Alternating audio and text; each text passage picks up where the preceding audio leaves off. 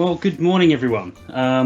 Welcome to my May 365 presentation on SharePoint versus Teams. Trying to start a bit of a debate on this Tuesday morning which is a better start page. So my name is James Dellow. I'm from Chief Technology Solutions.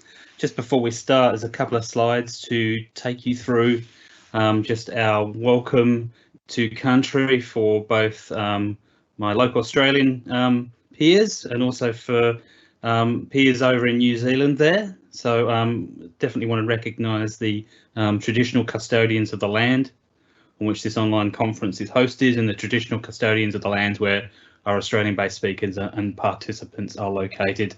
We'd like to pay our respects to elders past, present and future.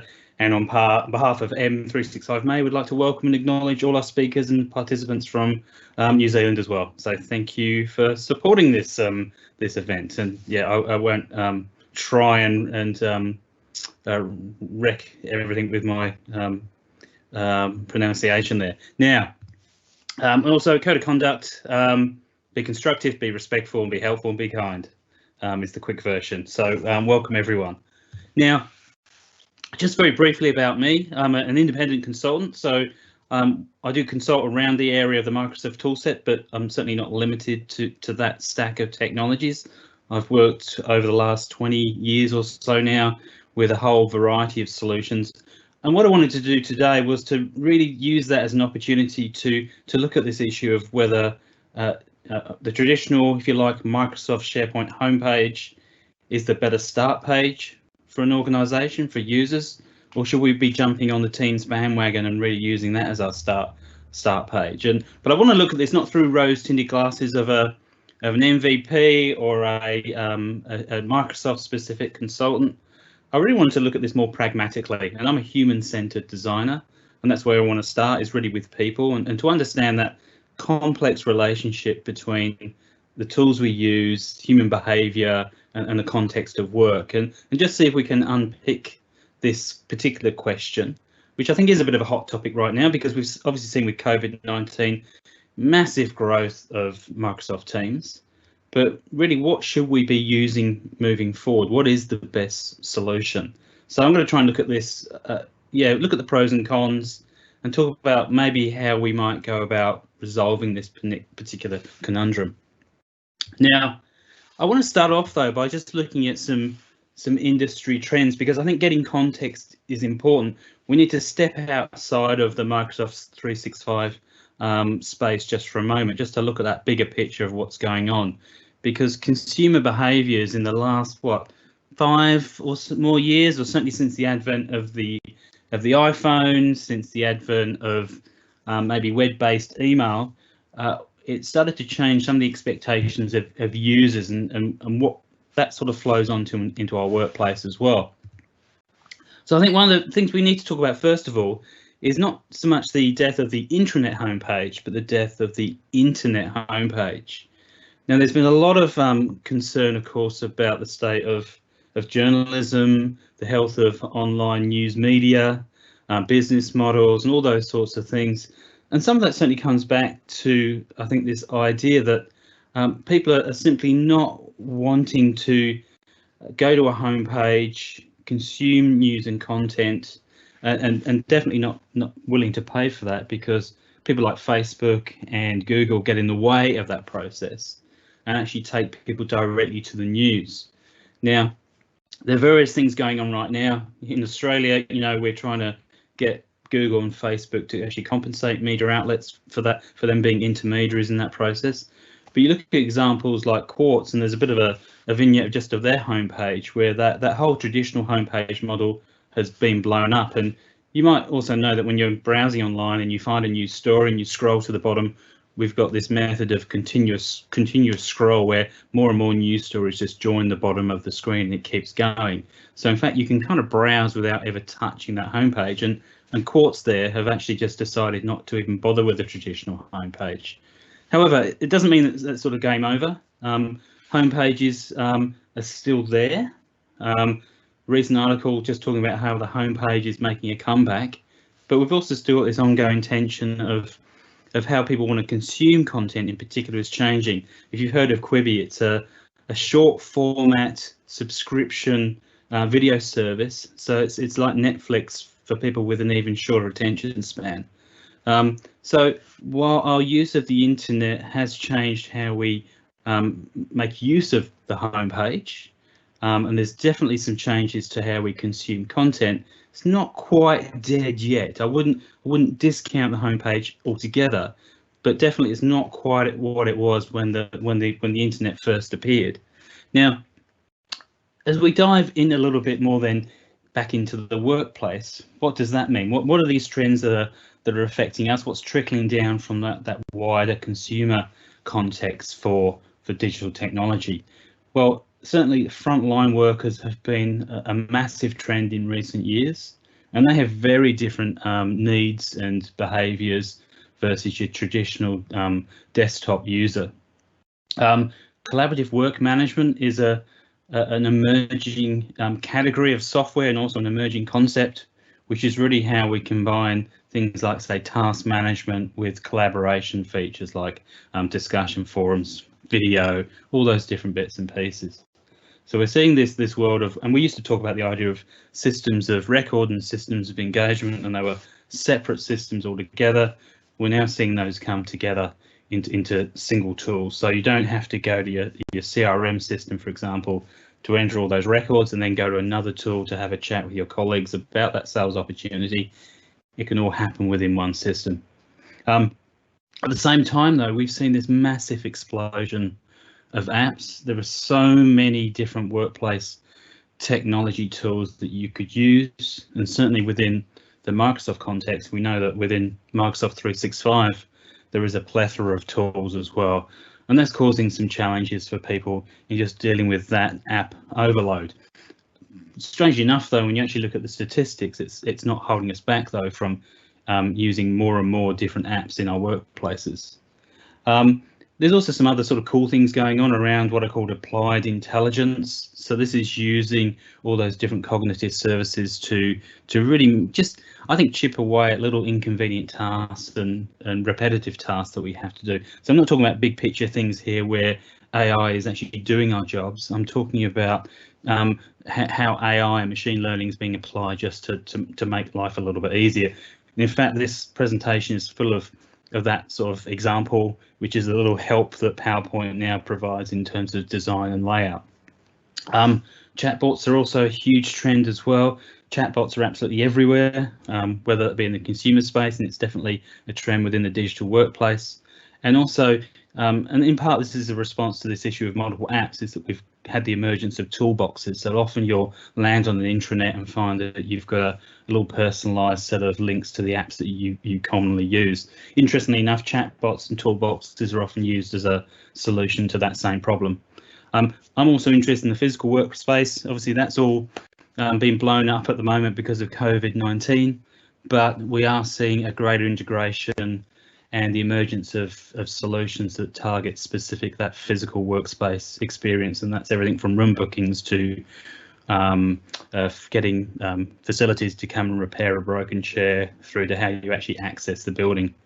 I think what's really interesting, though, it's not a technology issue, is that governance remains a key problem within the digital workplace, and in particular how we actually get all the different stakeholders around the table to actually deal with all these opportunities and all these issues. So there's lots going on within our digital workplace. And I think certainly this is a really important point to consider, that when we're talking about, is it SharePoint a homepage, is your start page, or do we use Teams, is that we're trying to find some solutions to all these issues that I've raised at this particular point. What's a really good way of helping a user to take advantage of all the new technologies, not be overloaded with too many apps, to get things done, give them a really good experience. All those sorts of things is what we're trying to solve right now. Finally, let's look at what's happening within the Microsoft world.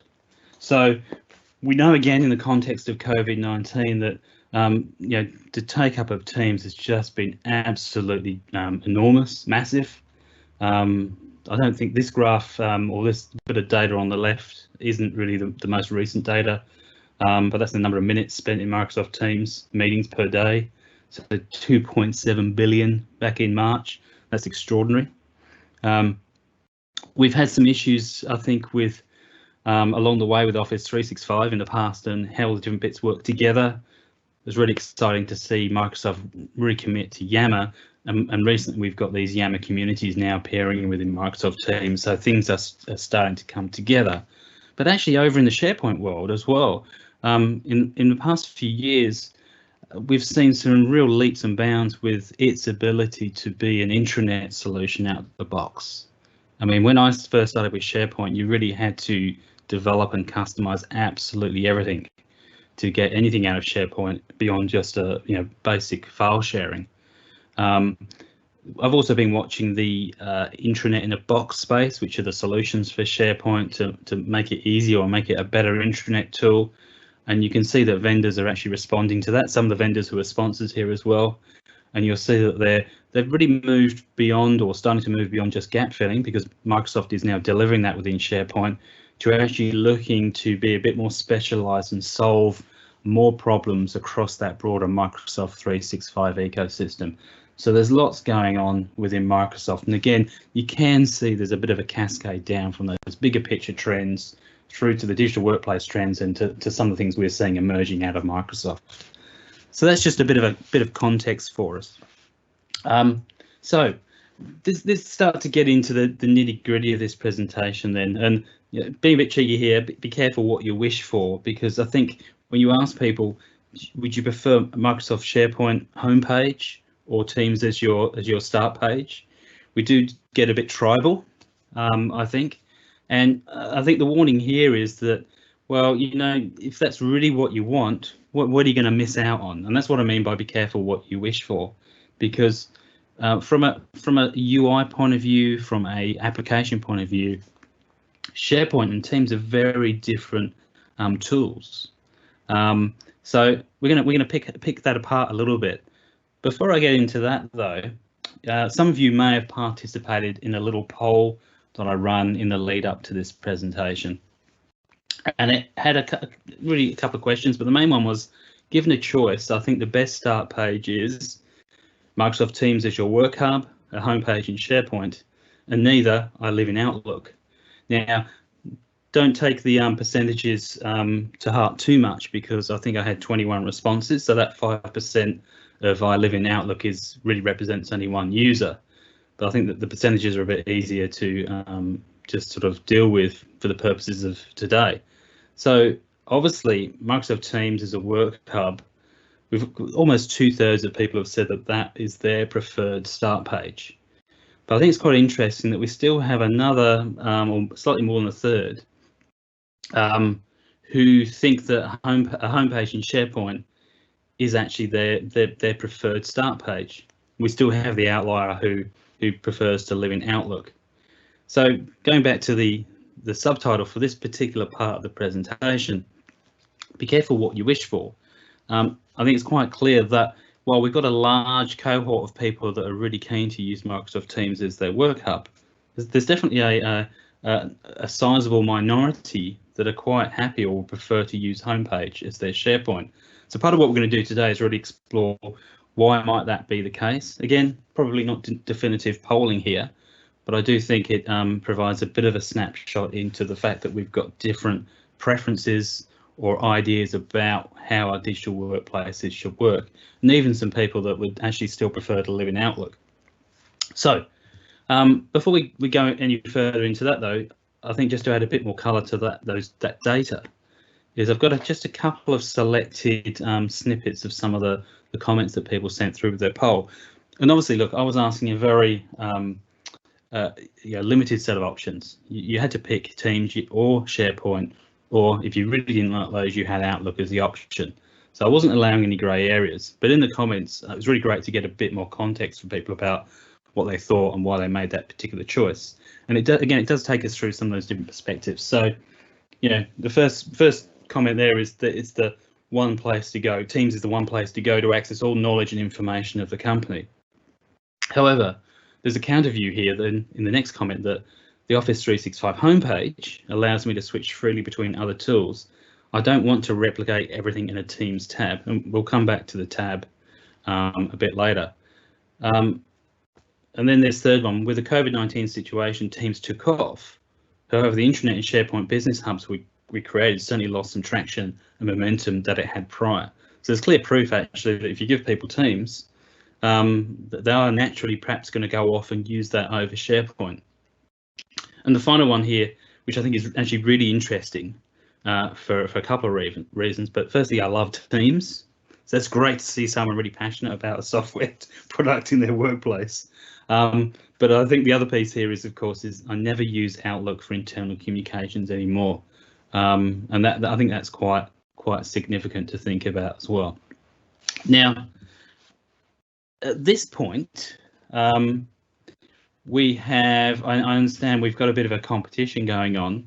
So I might just let you take a moment to scan that QR code and you can go off and enter the prize. I think the tip here is to grab your phone, take a picture, or maybe grab a screenshot, and you can go and do that and enter the competition.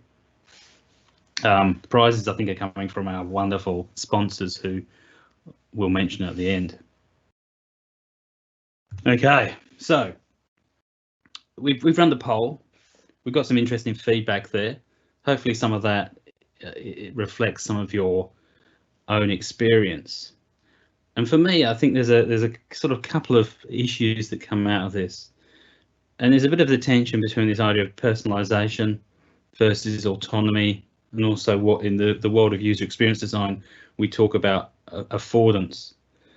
So before I just go a bit further, just sort of going to stop and just talk about these briefly. So when I talk about personalization in this context, if you think about a traditional homepage, it is a tool where you've got a one-to-many relationship between the people who publish the content, organize the tools, all those sorts of things. But we have the ability to potentially personalize that experience for the people that we are creating that homepage or intranet experience for. And actually a lot of work goes into planning an intranet. While the technology itself has got easier to implement, so that sometimes it can be done within hours or weeks, even with a SharePoint-based solution, the actual process of organizing that intranet environment often takes months and months to get right, because we're trying to understand the mindset of people across an organization and to give them a view back into the business, back into that organization that makes sense for them and is quick and easy and all those things for them to use. So when I talk about personalization in this context, it's about the idea of presenting back to users something that makes sense for them. And history tells us that that's actually quite a complicated process when you're doing it for someone else. We've then got this concept of autonomy, and we've seen this particularly over the years with email and people's preference for using email, not just for communication, but also as an information management tool. So when I go into an organization to do a consulting project, you know, one of the things when you're trying to understand how people make sense of the world is to actually look at how they, or at least historically, has been to look at how they deal with email. And autonomy in this sense means that no one else is going to do this for me, or actually I get to do this for myself. I can organize the world and how I manage the information in this world in a way that makes sense to me. I have complete autonomy over my email environment, for example. Now that does create some problems, of course, but from the user's point of view, that can be really good because there's no one getting in the way, no intermediary trying to guess how I understand the world. The last piece here is affordance, which is about whether the tools we give people actually work in a way that they expect, that they can see that when they're going to go and do something, that it will actually do what they expect, and that it gives them that affordance to achieve something. And I think this has been one of the challenges of not just actually Teams, which is the new kid on the block, but SharePoint and even Outlook in the broader sense of any software product.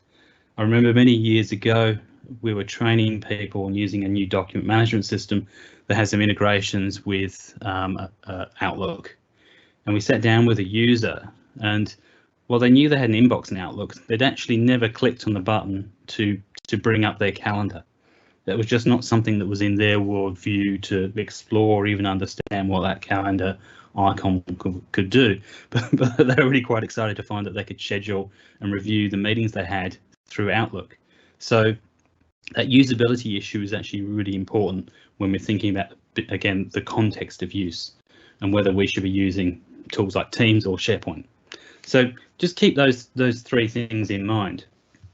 So I'm just going to run through some of the advantages and disadvantages of the tools that we're using, that we're talking about. So I think the first obvious thing about Microsoft Teams is that it's an action or task orientated tool. So that really plays into that autonomy piece. Now with that, it's an email substitute, because, and in fact we've seen that in the comments from the poll, but also if you're familiar with Swoop Analytics' recent benchmark report, for example, they certainly talk about the idea that Teams is being used as an email substitute. Again, if we actually dive into the product itself, you can see it's there. We've got an activity stream, we've got notifications, we have got information coming out. Actually, as well, I think, and when we talk about the idea of Teams being an email substitute, we might think about it purely in that messaging sense. But obviously, we've got two other additional features in Teams that make it an email substitute, or a communication substitute. And one is that you can start a video conference with someone. You can actually you can get around text-based communication altogether and go straight to that face-to-face via video conversation. But it also has some tools for managing information built right in. It's got a wiki. Each team has a files area. You can hook it up to a SharePoint document library. So in fact, you have got an environment where potentially you've got all those sorts of things that people have been using email for before in this brand new tool. But just the messaging takes place in a slightly different way. But actually what people are doing with it could be very similar. Now, I think what's really got me and many other people though excited about Teams is that it helps to integrate the Microsoft 365 features into the context of use. So if you are collaborating with some people and you want to use Planner or you want to use some other Microsoft 365 feature, potentially you've got all you've got the ability to bring those bits into that particular team or channel and have those available for you to use, rather than having to go off hunting for them each time and use them, you know, 2 steps away, for example. It's all there within Microsoft Teams, and I think that's a really attractive proposition for lots of people to deal with that sprawl of Microsoft 365 tools that exist at the moment. Having that work hub, I think, is one of the most exciting things we have coming out of Microsoft in recent years. I won't go full geek and sort of say also I think Office or Microsoft 365 groups are pretty exciting as well. But from a user point of view, having that one pane of glass, if you like, where all these tools can be brought together is potentially going to be a real productivity driver. The other advantage, and if we go back to some of those broader internet trends that I was talking about at the beginning, is that of course it works well with short form or visual content. So whether that be a quick update, sharing a picture or a meme, a video, Teams is a really good platform for sharing that. There's nothing worse than getting a one-line email from someone with a link or a picture. That effort to open that message in your email and have a look at it. Teams, the activity stream means that content just flows past. It's really easy for you to engage with. So there's some of the key advantages of Teams. In part, though, I think there's a lot in Teams, and actually it's not just about Teams, it's any similar tool where we've got echoes of the autonomy of email, but repackaged in a much more modern experience, and one that's been influenced by our broader consumer experience of the web. There are some disadvantages though. And again, this is actually that first point about private chat is used more frequently. That's also drawing on the Swoop benchmark report. And I think from memory, they talked about 70% of the text communication within Teams is actually through private chat. And the reason I call that a disadvantage then, and this is perhaps the downside of adopting a tool and continue to use it in a way that's maybe similar to email. I think the point that Swoop make is that it may be also based on how people have been using chat within Skype for business. It literally was used for one-to-one communication. Now, in terms of it being a start page, the reason I'm putting that as a disadvantage is that really this is just having people spin off to have private conversations. It's not necessarily integrating the work and features of Microsoft 365 more broadly. It's certainly not using it as a team-based collaboration tool, which I think is absolutely critical in this day and age. So private chat shouldn't go away. I'm not saying that. I'm just saying in terms of it being a start page, having you just simply living within these private chats is not necessarily a benefit in the bigger picture. The flat team and channel structure also makes discovery more difficult. And what I mean by that is that if you want to discover things, find things, unless someone actually mentions something and you're alerted to that fact, you need to go hunting through those teams, through those channels to find whether it be that information or that conversation. The idea of serendipity is problematic in that context. And in fact, this is why Microsoft obviously pushed this idea of inner loop and outer loop, and Yammer is that important outer loop where that serendipity can happen. But within Teams, just the nature of how it works is going to make that more difficult. Last few things is, I think, starting to get into more the nitty gritty of some more fundamental issues I have with Teams, and again, any tool like it. But specific to Teams, though, is the lack of templating. And what I mean by that is that we've got these flat team and channel structures. We've got people using it with certain Microsoft 365 features, but out of the box, there's really no easy way to create or to provide choice and consistency in how we use Teams. So really at the moment, if you're using a vanilla version of Microsoft 365, you've rolled out Teams, people can create a team. It can be public, it can be private. You can invite some external users in, but you're going to have to go through really each time go through a process of configuring that team. And I can tell you there's really a whole history of past behavior that shows us that really is not a sustainable or scalable way of approaching a product like Teams. I'm also get quite concerned as well that because Teams is very much although it actually has really great notifications when you're offline, Teams as a type of tool really encourages people to be always on, always connected. And for a lot of work styles, and when I say work style, I mean what's your preference for the way of working? Do you need to focus on things? Do you need time to reflect? Are you a very social person? Do you need to do lots of analysis? What are the things you do? How do you prefer to work? Also, lifestyle, personal lifestyle situation is a factor within those work style preferences. So, some people like to start at 9 and finish at 5. Others would prefer to start earlier and sort of, drop in and out of the work they're doing. Managers have different styles of managing.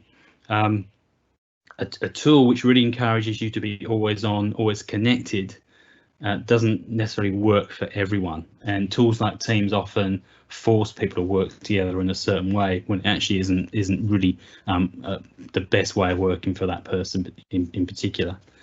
The final one, which you probably maybe on care or don't care about, which is the fact that you can't brand Teams. You are sort of given Teams. It comes in one color, one size. You can play around the backgrounds on your video meetings, but really it's not a branded experience. It's very much a content experience, whether that be the messaging or content that people are sharing. That's how you achieve something affiliated with branding, but you can't actually do anything with Teams to brand it. Now, what I want to do is just highlight one particular thing as well around that. Probably biased towards short form content, and this will make a bit of sense when we drop into the next few slides looking at the pros and cons of SharePoint. But you may not be aware that chat messages within Teams actually do have a limit. So it's 28 kilobytes, which includes the message itself, text, images, links, mentions, reactions, which is about 2,000 words of plain text. And you can see here is an example where I've dumped in some lorem text, and just to make it get to that point where Teams says, oh, sorry, you need to shorten your message to send it. Now, 2,000 words of plain text is quite a lot. But it is important to recognise that Teams, is not designed to really handle long form, complex content, although you can put long messages in. So there's some built-in limitations, at least around this example of content, that may not make it an ideal tool for certain uses. Now just keep that in mind, as I said. Let's have a look at SharePoint now. So a lot of focus on content here. And again, this is how SharePoint has really evolved over the years and really evolved in recent times, because it really has some quite sophisticated content management features out of the box now. They might not go as far as everyone wants, but certainly as a baseline entry-level intranet solution, we've now got things like targeting and personalization. So targeting personalization is about being able to show content for specific groups of people based on different attributes, and that can be could be your role, your location, interests, whatever it might be. SharePoint allows you to target content at people based on different attributes. Now, there are kind of ways of doing that potentially within Teams, but it's a more sophisticated solution in SharePoint. Because it is an intranet solution, not a chat-based collaboration tool, discoverability in SharePoint is also a lot easier fundamentally. It is designed for you to organize content. It has a search solution built into it. So your ability to discover content versus that issue we have in Teams where everything is potentially hidden within a Teams or a channel unless you go looking for it or someone tells you about it. SharePoint is a lot better from that point of view. Why is that important? Well, not every job is simply about having conversations with people and sharing information. Sometimes the role is really about making sure that you can follow the right policy, that you can find the right piece of information to give someone. So sometimes discoverability is actually a really important feature to have. Also allows you to single source information because we can resurface it easily in different ways. And I know that we can potentially publish content to multi-channels in Teams now, but it's not quite the same as in terms of what you get from a content management system like SharePoint. Multilingual is probably not as important within Australia, but certainly around the world, multilingual features in SharePoint are important. And again, that's a different way of targeting and personalizing content, i.e. you can publish a message or publish some information and have that information duplicated in another language, and it will manage that process for you. I think the other piece where SharePoint still has the edge is really around governance, and from governance, that's everything from having things like workflows, more complex permissions outside of that Teams or channel structure, because you're either in a team or you're not, you're either in a private channel or you're not. SharePoint has a much more sophisticated and customizable permissions model and potential for workflow around things like content. I think for me as well, the other thing is that it really works well with long form and complex content, and we know there are some physical limits in what Teams can handle. And that sort of falls into that final advantage, which that it's easy to build composite dashboards using web parts. Now, again, I know that within Teams we have tabs, but a tab can really only contain a single source. And certainly you can, and we'll sort of come back to this as well, is that you can certainly embed a SharePoint page within a tab. But there's actually no equivalent solution within Teams other than bots and tabs to build composite solutions. So we'll come back to that. Let's talk about the disadvantages though. And I mean, I've only got 2 points here, but actually I think these are pretty big disadvantages for SharePoint. And the first one is really about how we choose to use it, and it's often treated as a destination. So it's a place you go to occasionally to visit, maybe reference or find a piece of information and you go away. Historically, you'd go away and go back to email, go back to Outlook. These days, perhaps it's more a case of you go to SharePoint, grab what you need, and you go to Teams, or you access that information actually directly. So rather than going to the homepage of SharePoint, you go straight to the document library via Teams. But ultimately, we end up with SharePoint really just working as a destination. The other I think important gap in SharePoint, and while it is addressed by the wider Microsoft 365 platform, SharePoint itself has really poor native social features. And I think that's probably the one area, and I can understand from a product management point of view why Microsoft have done this, but from looking at SharePoint as a standalone solution, it really that's the area where it really hasn't evolved as quickly as a lot of its competing products out there, and we're reliant on Yammer and Teams to provide that social collaboration. But SharePoint itself is pretty poor. Now, just to emphasise this piece around the web parts, though, there's a really nice quick reference if you haven't ever found it, just talking about how to customise Microsoft SharePoint online around the fact you customise your logo, you customise your navigation. That's great. You can customise the theme, so that's something that Teams doesn't do. We can add pages. Well, SharePoint and Teams kind of have ways of doing this around content. There are some limitations, as I mentioned earlier, about long form content. But the last piece in this quick reference guide is talking about web parts.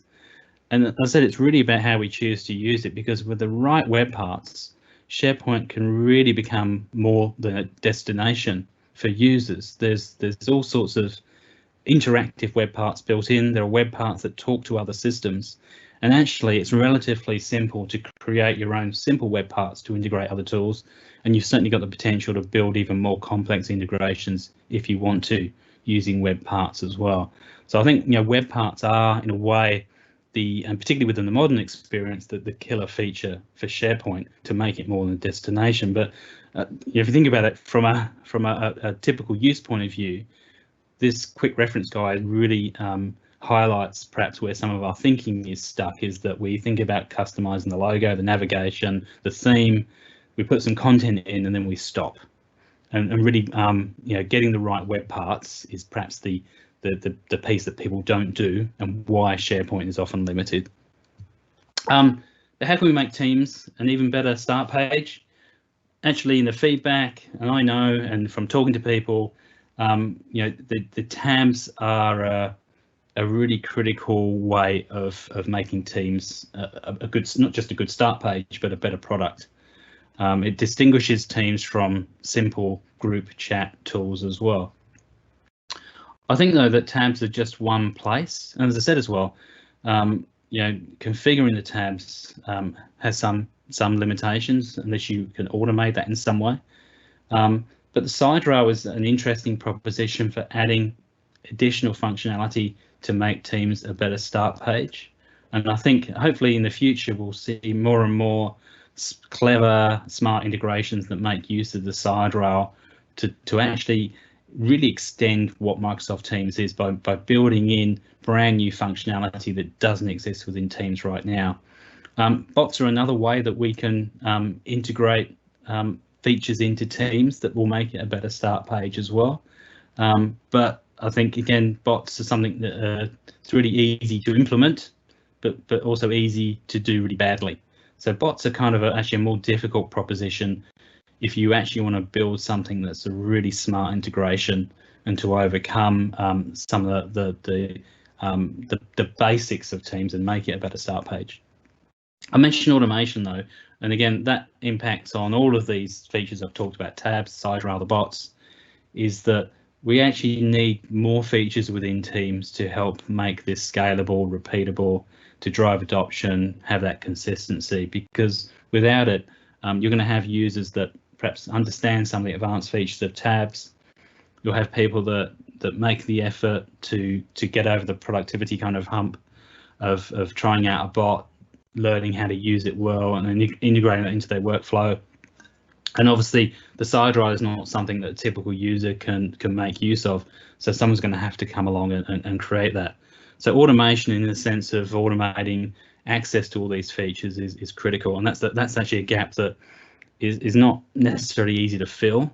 But I know there are lots of vendors out there looking at this problem. Some are sponsoring M365 May as well, so you should go and have a look at those. So there's sort of light at the end of the tunnel from that point of view. I think there are two other areas though we need to focus, and that's on the analytics, because the analytics in a tool like Teams typically are more around usage style analytics. But if we're trying to achieve other things within our organization and providing a holistic start page, we actually need analytics on other things as well, not just are people using it. We need to understand how they're actually engaging with content and tools and all those different aspects that give us a more rounded picture of what people are doing. And finally, governance, and this links into absolutely everything.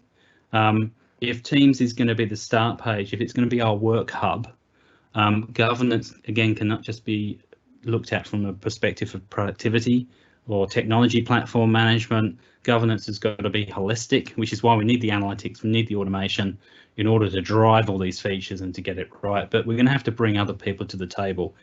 Teams can't just be the owned by a collaboration team.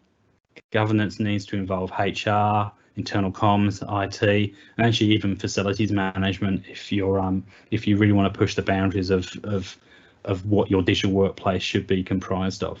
So we definitely have some gaps to fill, but there's actually lots of opportunities within Teams.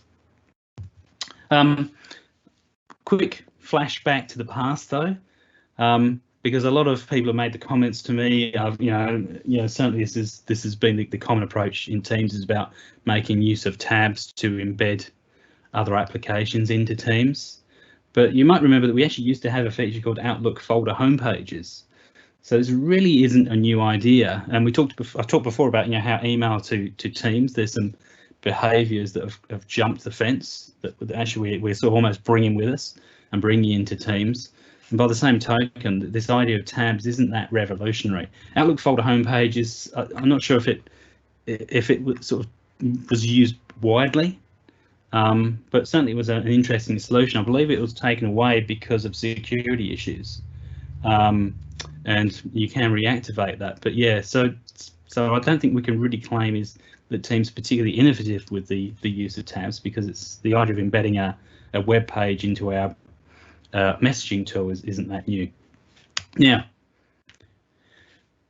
let's start to look at this differently now in the third and final section of this webinar this morning, which is about reframing the question. We've looked at the trends, we've talked about the pros and cons of SharePoint and Teams, and we've talked a bit about also its relationship to what we've seen with email in the past.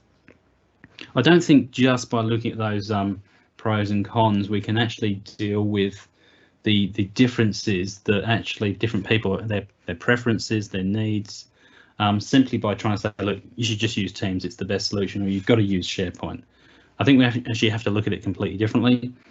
Now, I'm a human-centered designer. I think I mentioned that earlier. If you've read my bio as well, you'll know that. And for me, I really think the starting point is to look at people, the employees, the people that are using these solutions, and trying to understand their view of the world is actually the way that we go about solving this question of whether you should use SharePoint or Teams. This is a nice little diagram from Gartner. I think it's one of the better ones that really explains it in a sort of a reasonably practical way about the concept of employee experience, and just to highlight that it's multi-dimensional. And you can see there's a bit that says in the sort of top right cornerish that we talked about systems and technology and work processes. You can see how perhaps what we might think of as the domain of Teams certainly has a role to play within the employee experience, but it's just one part of it. Culture, strategy, values on the work side of things, but also for an employee, there's a more human, personal aspect to it, which covers their own values, their responsibilities, and their career attitude. If we're going to create a digital workplace that is employee-centered, our design process needs to understand that picture. So that's the technology attitudes, technology behaviours, and the context of use. So yeah, taking that employee-centered view, when we look at the whole person, we can start to understand not what should they use, but really why and how and when, and what are the issues or barriers to use even with determining whether you use SharePoint or Teams. Now, I think another important layer as well, an important practical layer to consider as well when we're thinking about SharePoint and Teams, is layering the organizational and the technology architecture together. And what I mean by that is that I've certainly worked in organizations where companies have merged, companies are global, sometimes different systems are used across those organizations. Sometimes organizations do completely different jobs, but they may share common IT architecture. And I think this is certainly won't be a problem for everyone, but I think in some organizations you actually have to sit back and say, again, put your company branding and messaging aside. When you look at the physical nature of your organization, what people do, where they work, the networks they sit on, do we actually have one organization, or do we actually have multiple organizations within the same organization? And that may change really, actually may completely reframe the question, the problem, because it may not make sense actually to try and bring people into a single environment. And you may need to think of more like a T-shaped structure where you have a horizontal structure, which could be your SharePoint homepage to bring the organization together. But each arm or the vertical of the T, you might have completely different solutions within it. And Teams might be that vertical in one part of the organization, but the other parts may have completely different needs. Now, you also need to understand your user archetypes. That's from both the point of view as the employee as the user, but also an employee as a stakeholder in the business that has certain things that they're trying to achieve. So on one side, if we've got the users, we might have frontline employees, we've got knowledge workers, we've got flexible workers, we've got contingent workers, consultants, gig economy, whatever it might be. We've got all types of different users and they'll have different needs. On the other side as well, we've also got IT, we've got facilities, we've got internal communications, we've got HR. We also need to understand their needs, because as much as a user might want autonomy over their information space, there's actually often information that the organisation needs to make sure that people are either making use of or they're aware of. And our job when we're trying to pick what's the best solution is definitely around trying to solve for the end user, but also we have to consider other end users that have a role as a stakeholder. They've got things they need to achieve that will impact other users. And I think the little survey, the little poll actually highlights that, just to jump back into that data. So as well as asking people what they thought the best start page was, I also asked whether they were a vendor or consultant in a technology role, in internal comms or something similar, or another kind of business role. And you can see, as we saw earlier, Teams didn't win out completely. But as we dive into this next layer of information, again, not scientific, but I think it is interesting to see that those who are vendors or consultants or in a technology role really favoured Teams more as a work hub, whereas non-vendor, non-technology users actually showed a stronger preference for SharePoint. Now, that could be a training and adoption issue, certainly, but I think, again, just to highlight that people, depending on what they do, actually have a different point of view about the role and the value and the importance of the technology. The way we do that, to understand those differences, you run a poll, run a survey, but take a walk in your user's shoes. This is actually from a few years ago, where Microsoft was just talking about that really how the workplace was changing and the needs of different people from, and they were talking about life on demand at the time, but it's the millennials, it's working parents. People have different behaviours and usage, and that may actually determine whether they want SharePoint as a homepage or they want to use Teams, or actually maybe they're actually really happy just using Outlook. But the way you discover those needs is actually to go out and ask people, talk to them. Once we can go back and mix with people again, even with social distancing, go and observe what people are doing. But it's really important to go out and actually talk to people and not just take your own preferences and apply those to others. There's lots of opportunities here as well. And we're just getting down to the sort of final few slides now, and we can open things up for questions. But one is, I think Teams is just getting started. We're using just the basics at the moment, and there's so much opportunity with Teams as a platform to do more. So by no means take the disadvantages as fixed in stone. It's something we can improve. I think things like Project Cortex in the Microsoft platform are also another really interesting opportunity, because it changes the dynamic and how we have to relate to content, increases that personalization, but also means that content can be pulled and revealed potentially into new channels and locations, including Teams. So we're not necessarily stuck with perhaps needing to go to an intranet page to consume long-form complex content. And the other one, you might be surprised, is to see Workplace from Facebook there. This goes back to my point that not everyone in an organisation is doing the same job. Their work context is different. And for a while, I mean, Workplace has some advantages for many users because it's such a familiar experience. But when Workplace first appeared, the opportunities to bring Microsoft and Workplace together were really limited. But because of the way that I think the Microsoft platform is evolving, and you see Microsoft really valuing integration with other vendors, is actually I'm seeing again more opportunities to bring different systems and solutions together in a way that actually has a great user experience. So I think, there are lots of opportunities within the Microsoft platform to really meet the needs of users. So in summary, I think the best solution is the one that works best in your organisation. You need to challenge the idea that one size fits all. And keep in mind, Teams is a relatively new solution, just like SharePoint in the past. It's got many gaps yet to be filled, but I can guarantee they will be filled in time. And keep in mind that modern organisations need to solve for more than just productivity alone. Remember that Gartner diagram around the employee experience. We're not just trying to make people's days efficient. We actually need to make sure we're answering a whole range of needs and wants, and that is why we need to really address those points above. It's the one that works best in your organisation for the people.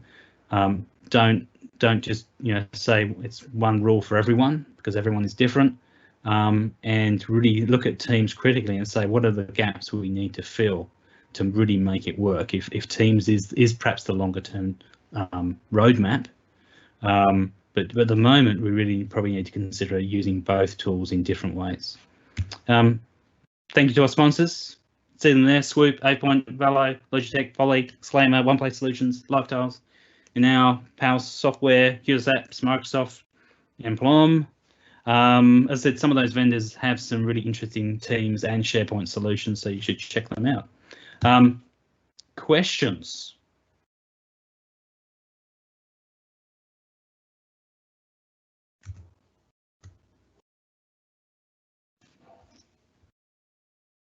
So let's have a look at what we've got.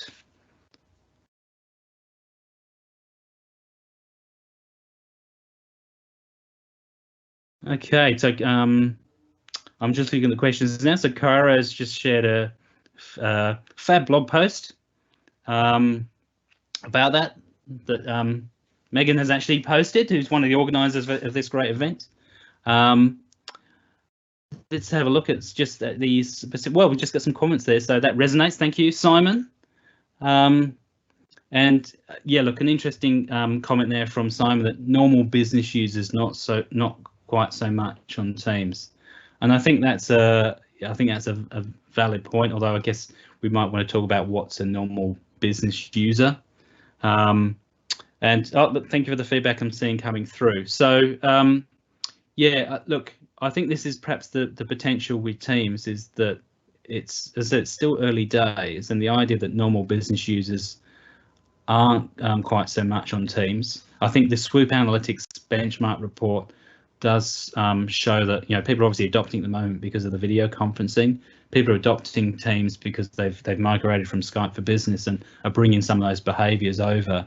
So I think there's a lot of potential to use Teams in a more collaborative way, but I think there's also huge potential, and again, as we've seen with SharePoint, to really take Teams and build customizations and integrations that actually solves specific needs, because it's a bit of a blank sheet right now, which goes back to my point about templating, is that you really have to go in and set teams up.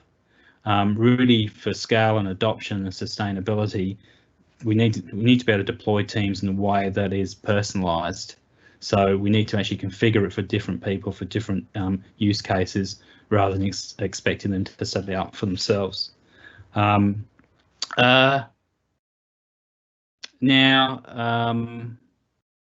Cairo, tips and features you might not know about how to get the most out of teams. Yeah, there's a lot of teams. Now, getting some feedback as well that the form was expired, so I may have used the wrong QR code. It was the wrong QR code. Sorry about that, folks. So maybe we'll have to dig that out. If you want to hang on the line, because really, I don't think I've got any more questions. So what I might do is just see if I can pull up the right QR code. Oh, hang on, we got a few questions before I do that. What are your thoughts about collaborating outside the boundaries of the organisation? Yeah, well, look, email historically has been the tool for achieving that. That's not going to go away in the short to medium time. The Teams certainly is a great solution for collaborating outside the boundaries of the organisation. But again, I think it comes back to the governance and automation of that, just to manage that in a better way. Teams is a little bit hard, actually, if you're an external user, particularly when you're trying to collaborate across multiple teams. So there's room for some improvement there. But yeah, definitely, and again, the trend is towards a more contingent workforce as well. There's also a question saying, you mentioned a couple of times linking a SharePoint doc library in Teams.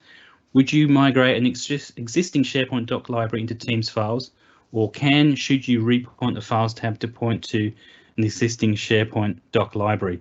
Off the cuff, I would hesitate, I think, in any situation, just maybe following perhaps the easy course of action, which is just to repoint things, because those files may not have the same context when you link to them from Teams.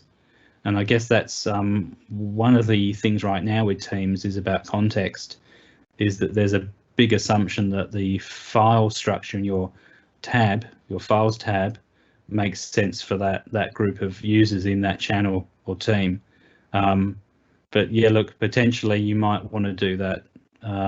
Yeah, I would want to really think about making sure you've organised your information correctly, rather than just thinking about it as a linking process. Okay, I think that's all for questions that I can see right now. So if you are able just to hang on for a moment, we'll see if we can pull up the right QR code for you. Hopefully you had a chance to grab that, and that really wraps us up for this presentation this morning.